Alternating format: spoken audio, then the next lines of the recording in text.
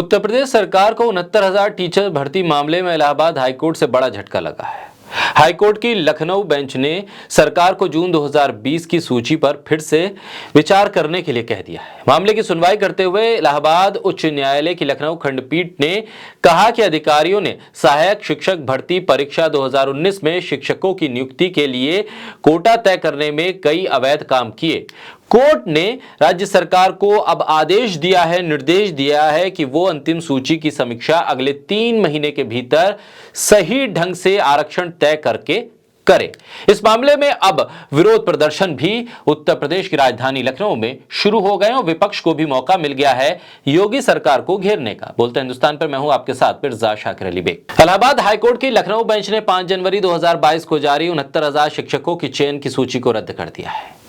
Court ने कहा है कि आरक्षण की सीमा किसी भी परिस्थिति में कुल सीटों के 50% से अधिक नहीं होनी चाहिए।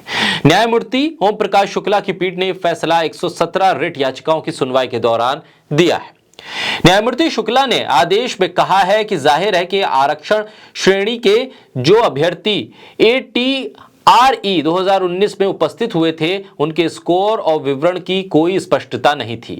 राज्य के अधिकारियों की तरफ से कोई प्रयास नहीं किया गया था। साथ ही राज्य के अधिकारियों के पास ऐसा कोई रिकॉर्ड भी नहीं है जो ATRE 2019 भर्ती में मदद करे।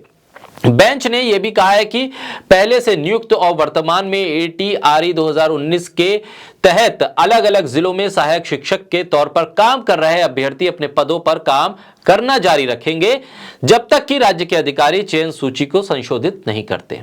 69,000 शिक्षक भर्ती मामले में हाईकोर्ट की लखनऊ बेंच की तरफ से दिए गए फैसले का आरक्षित वर्ग के अभ्यर्थियों ने विरोध किया है। कहा गया है कि कोर्ट का फैसला आरक्षित वर्ग के अभ्यर्थियों के गले नहीं उतर रहा है। उनका कहना है कि हाईकोर्ट का फैसला बेसिक शिक्षा नियमावली के विरुद्ध है और भर्ती प्रक्रिया को पूर्ण करने के बजाय उलझा दिया है। ऐसा सरकार की कमजोर पैरवी की वजह से हुआ है, यह इल्जाम योगी सरकार पर भी लग रहा है। हाईकोर्ट ने कहा है कि सरकार लिस्ट में अभ्यर्थियों के गुणांक, कैटेगरी, सब कैटेगरी सहित OBC, SC वर्ग का पूरा 27% और 21% आरक्षण दिखाए। आरक्षण घोटाले का आरोप लगातार अभ्यर्थी 3 साल से धरना प्रदर्शन करके लगा रहे थे। शिक्षक भर्ती में 19,000 से अधिक सीटों पर आरक्षण घोटाले की बात भी कही गई। लखनऊ हाईकोर्ट ने माना है कि भर्ती में आरक्षण का घोटाला हुआ है। 8 दिसंबर 2022 को लखनऊ हाईकोर्ट ने आरक्षण घोटाले पर ऑर्डर रिजर्व किया था। सहायक शिक्षक पद पर नियुक्त शिक्षकों ने बेसिक शिक्षा मंत्री संदीप सिंह के आवास पर विरोध प्रदर्शन किया। हंगामे को देखकर पुलिस ने सभी प्रदर्शनकारियों को हिरासत में लिया और उनको अलग अलग इलाकों में ले गए जहां पर प्रदर्शनकारियों ने जमकर हंगामा किया। उनकी मांग है कि 69,000 शिक्षकों की नियुक्ति के लिए सरकार हाईकोर्ट में ठीक से पैरवी करे। प्रदेश सरकार 13 दिन में हाईकोर्ट में स्पेशल अपील करे। इससे पिछड़े वर्ग के अभ्यर्थियों को राहत और न्याय मिल सके, नहीं तो शिक्षक सड़क पर उतरकर विरोध प्रदर्शन करेंगे। प्रदर्शनकारियों ने राष्ट्रीय पिछड़ा वर्ग आयोग और राज्य पिछड़ा वर्ग आयोग के आदेश का भी नहीं पालन करने के आरोप लगाए। दोनों आयोग ने कहा था कि भर्ती प्रक्रिया में आरक्षण की विसंगतियों को सुधारा जाए, लेकिन वो नहीं किया गया।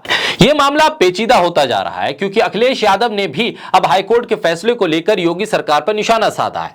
साथ ही बीजेपी को आरक्षण के खिलाफ बताया है। कहा है कि बीजेपी आरक्षण की भावना के ही खिलाफ है और कहा है कि योगी सरकार के ढीले रवैये की वजह से इस तरह का फैसला हाईकोर्ट की तरफ से आया है और ऐसे में जो चयनित अभ्यर्थी हैं उन पर असर पड़ेगा।